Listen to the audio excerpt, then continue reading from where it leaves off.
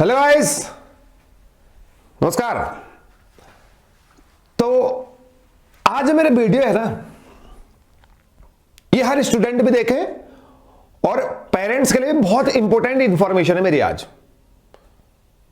क्योंकि हर घर में एक दो बच्चे हैं जो किसी एग्जाम की तैयारी कर रहे हैं, चाहे वो सैनिक स्कूल का एग्जाम हो, गोलाखाल का एग्जाम हो, आरआईएमसी का, आरएमएस का, NDA, CDS, NEET, JEE mains, कोई सा भी एग्जाम हो, और आईआईटी का कोई सा भी एग्जाम हो। एक बार वीडियो को आप ध्यान से देखिए, कमेंट कर देना मैं सही कर रहा था गलत।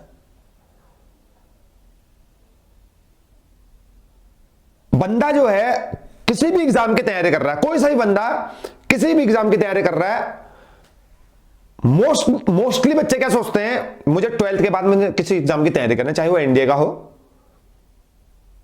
चाहे वो आईआईटी की तैयारी करनी हो, चाहे नीट की तैयारी करनी हो।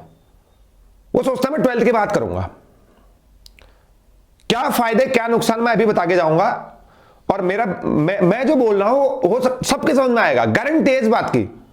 और ऐसे आपका सैनिक स्कूल के बच्चे भी हैं। एक चीज मैं आपके सामने फैक्ट रख रहा हूं, ऑन एन एवरेज जो है 11th क्लास के और 12th क्लास के मिला के 100 चैप्टर हैं। आईआईटी, जेईई मेंस और नीट की अगर बात करता हूं, नीट वालों के पीसीबी मिला के 100 चैप्टर लगभग, और ऐसे हमारे मैथ वालों के भी हैं 100 चैप्टर हैं। जब 12th क्लास के बाद अगर कोई बंदा उसके बाद प्रिपरेशन करता तो उसको एक साल में 100 चैप्टर पढ़ने हैं, 100 चैप्टर। लेकिन बंदा 11 से तैयारी नहीं करता है। 11 से अगर किसी ने उसको रिकमेंड कर दिया तो वो सोचता है अरे क्या क्या बात कर रहे हैं, 11 खराब हो जाएगी यहां तो।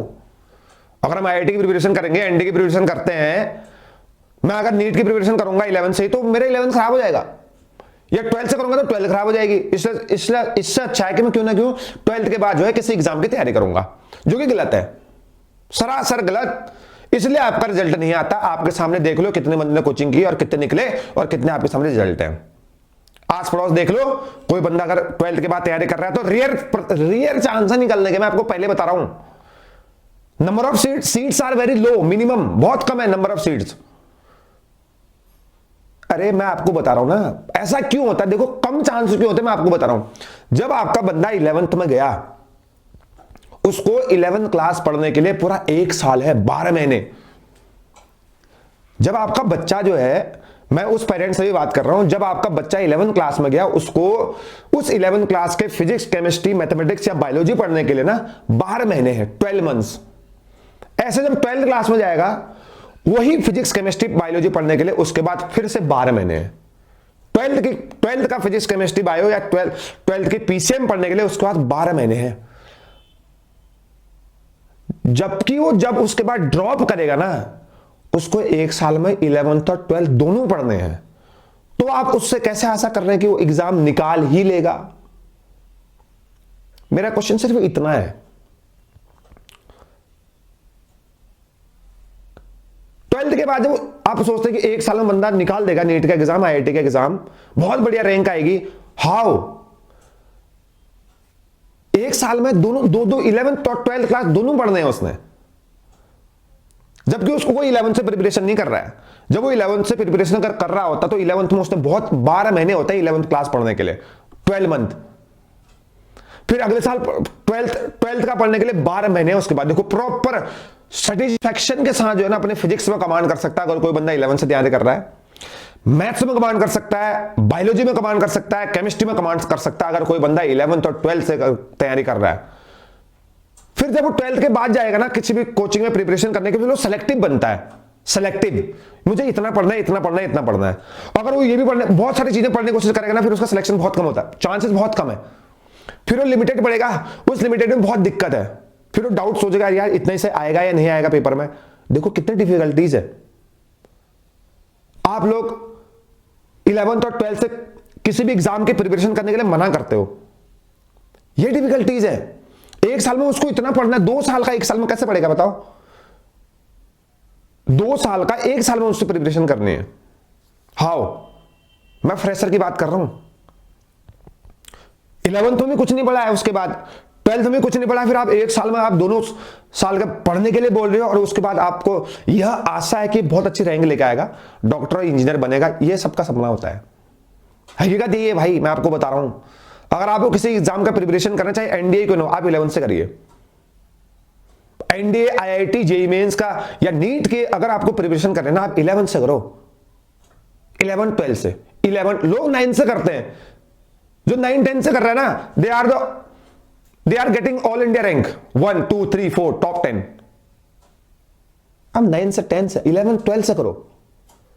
यहां पर आपको टाइम ये होता है ना, बेस मजबूत करने का टाइम है, क्योंकि आपको यहां फिजिक्स पढ़ने का बहुत ज्यादा टाइम मिलेगा, केमिस्ट्री पढ़ने का बहुत ज्यादा टाइम लगेगा और बहुत ज्यादा टाइम मिलेगा, और बायोलॉजी पढ़ने का, मैथ्स पढ़ने का बहुत ज्यादा टाइम यहां पर मिलेगा ना आपको। तो किसी भी एग्जाम को आप इजीली क्रैक कर सकते हो, एज कंपेयर टू एक साल में आपको सब कुछ करना है, फिर वहां बहुत सारी दिक्कत है। इसलिए 11th 12th से आपको तैयारी करनी चाहिए।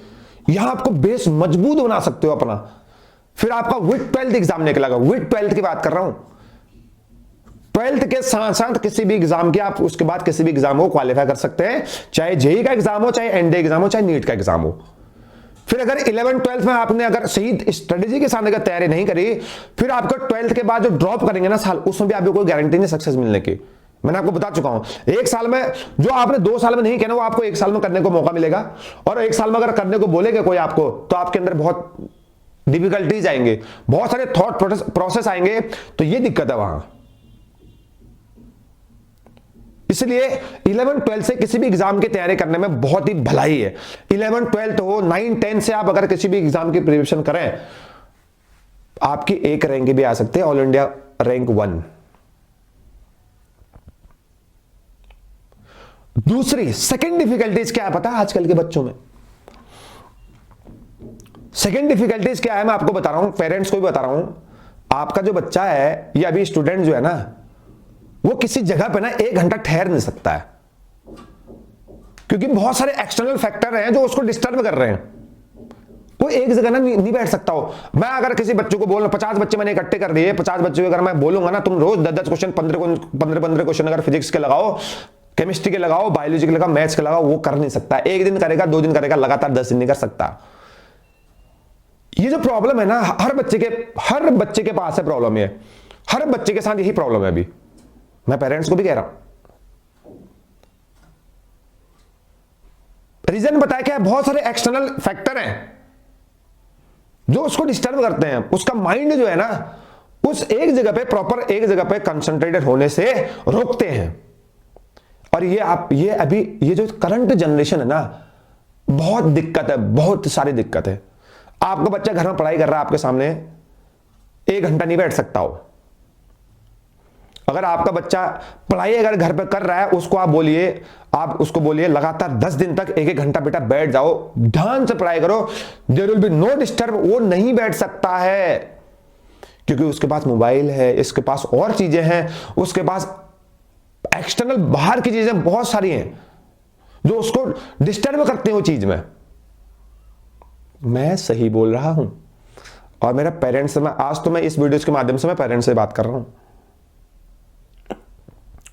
ये पता है मेन प्रॉब्लम है, चाहे कोई आपका बंदा 9 10 11 12 में अगर बच्चा पढ़ रहा है ना, बहुत ये चाहे आपका छोटा बच्चा भी बनो, 3 4 5 6 7 8 से ऊपर गो, अगर 5 से ऊपर गो 12 तक, ये पता है this is the main thing. ये मेन इंपोर्टेंट चीज है, ये आजकल का कॉमन मुद्दा है।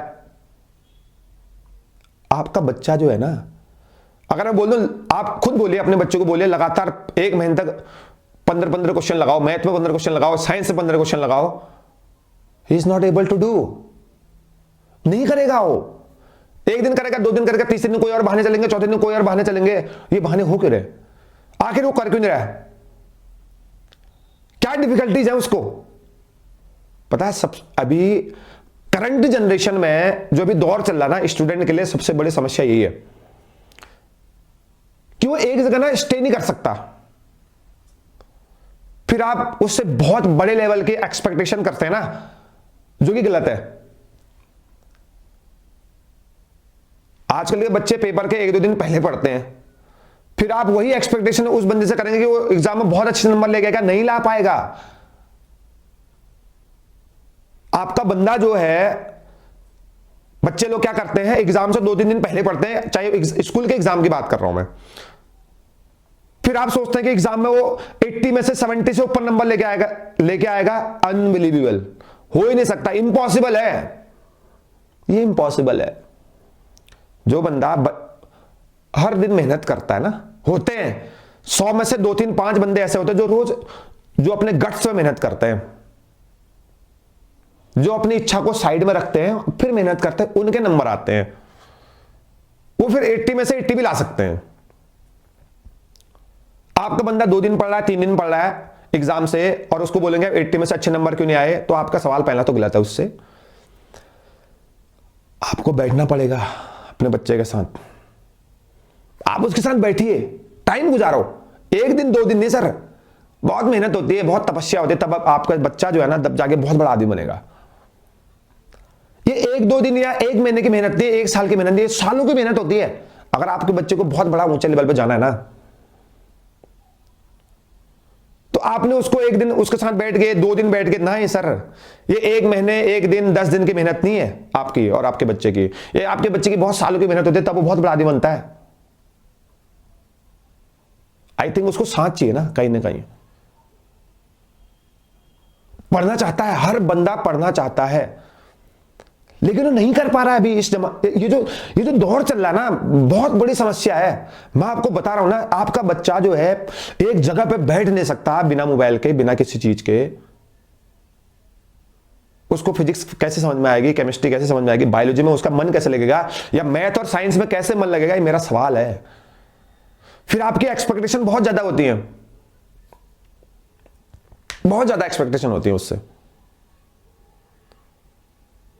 उसका मन नहीं लगता है, क्योंकि बाहर की एक्सटर्नल चीजें जो है ना उस पर हावी चल रही हैं। बहुत टिपिकल है, एक जगह पे बैठना और किताबें खोल के पढ़ाई करना भाई, बहुत बहुत टिपिकल टास्क अभी बना दिया है लोगों ने, बहुत टिपिकल हो गया है। आपको अपने बच्चे को देखना पड़ेगा,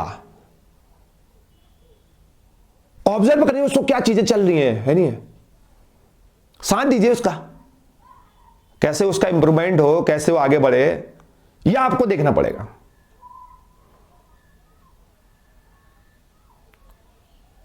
सपने अगर बहुत बड़े हैं ना, वहां तक उसको अचीव करने के लिए साल की नहीं, महीने की नहीं, सालों की तपस्या की जरूरत होती है।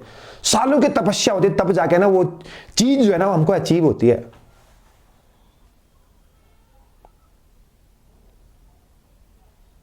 अभी मैं बात कर रहा हूं, हिंदुस्तान के हर युवा जो है ना, हर बंदा इसी बात से बहुत ज्यादा पीड़ित है। मैं आपको बता रहा हूं ना, वो एक जगह स्टे नहीं कर सकता, उसका फोकस जो है ना, माइंड, उसका जो कंसंट्रेशन है वो बहुत खराब हो चुका है। मैं आपको बता रहा हूं,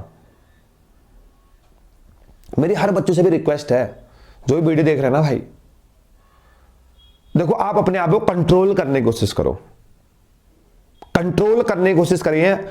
आप जितना पढ़ाई में आप फोकस करेंगे ना, उतनी अच्छी आपकी लग्जरियस लाइफ आप जियोगे। मैं आपको बता रहा हूं बाद में, मेरा हर उस बंदे से मेरा उस हर बंदे को मैसेज है जो भी मुझे सुन रहा है अभी ना, देखो अपने आप को कंट्रोल करो।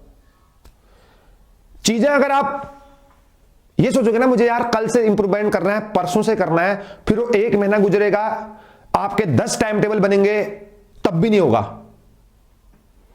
10 टाइम टेबल 1000 बना दोगे टाइम टेबल को, टाइम टेबल फॉलो नहीं होते हैं कभी, वो सिर्फ बने रहते हैं, वो कहीं किताबों के बीच में रखे होंगे या कहीं पर चिपके होंगे। You don't follow that. अगर आपको अपने आप को चेंज ही लाना है ना भाई, अचानक से पढ़ाई करो, अचानक से कोई अगर डिसीजन लेना ना भाई, अगर आपको पढ़ने का डिसीजन लेना है तो भाई अचानक से पढ़ो, किताब खोलो, कॉपी खोलो, बस पढ़ते जाओ। गट्स है नहीं है, पढ़ते जाओ, आप देखते हैं आपके पास कितना गट्स है। ऐसे इंस्टेंटली आपको काम करना पड़ेगा, इंस्टेंटली, तभी आपका कहीं पर नाम होगा, बहुत बड़ा, बहुत बड़ा नाम होगा। तो मेरा सबसे रिक्वेस्ट है ना, आपको बहुत ऊपर जाना है, और बहुत ऊपर जाने के लिए ना भाई काम एंड कंपोज होके ना आपको किसी चीज को करना है।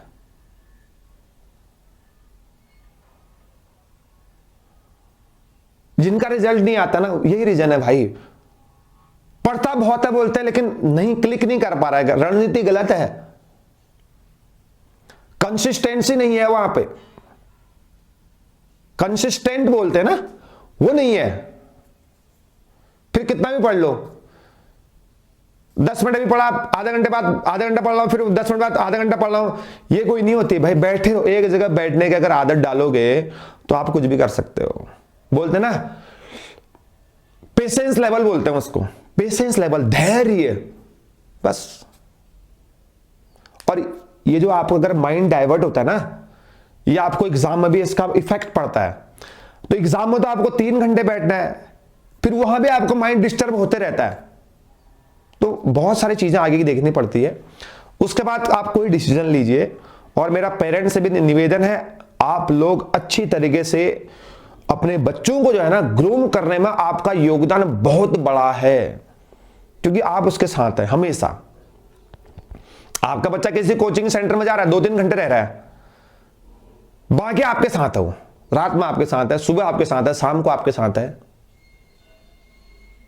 उसको ग्रूम करने में आपका सबसे इंपॉर्टेंट रोल है। किस तरीके से अपनी चीज, बच्चों को आप चीजें बता रहे हो, ग्रूम कर रहे हो ना। ग्रूम का मतलब है उसको बताना, सही तरीके से बताना, सही चीजें बताना। एक दिन बता के कोई फायदा नहीं है, 2 दिन बता दिया ना, नहीं, 1 महीने बताया कोई फायदा ही नहीं है। क्या 1 महीने बाद चैंपियन थोड़ी बनेगा वो, सालों तक उसके पीछे आपको लगना पड़ेगा, सालों तक उसको चीजें आपको बतानी पड़ेगी, ग्रूम करना पड़ेगा। तब आप और आपके बच्चे की जो मेहनत है ना भाई, तब कहीं ना कहीं जाके रंग लाएगी, तभी कुछ जाके आपको फायदा होगा, प्राउड फील होगा। यही रीजन होता है, यही जिंदगी आगे चलते यही चीज करना पड़ता है। मैंने आपको बता दिया आपका बच्चा कि आपके बच्चे को क्या जरूरत है, आपको क्या करने की जरूरत है। तो वीडियो को फॉरवर्ड कर दीजिए, लाइक शेयर एंड सब्सक्राइब करिए, और कमेंट पक्का कर देना। जो जो मैंने चीजें बोली हैं, जिनने भी मेरी बात सुनी है, कमेंट कर दीजिए। क्या आपको प्रॉब्लम हो रही है, आप उसको कमेंट में कर सकते हैं, तो मैं उसका रिप्लाई जरूर करूंगा। हो सकता है वीडियो बना दूं, अगला वाला धक्का मोटिवेशन वीडियो हो जाए। Thank you so much, have a nice day, thank you so much.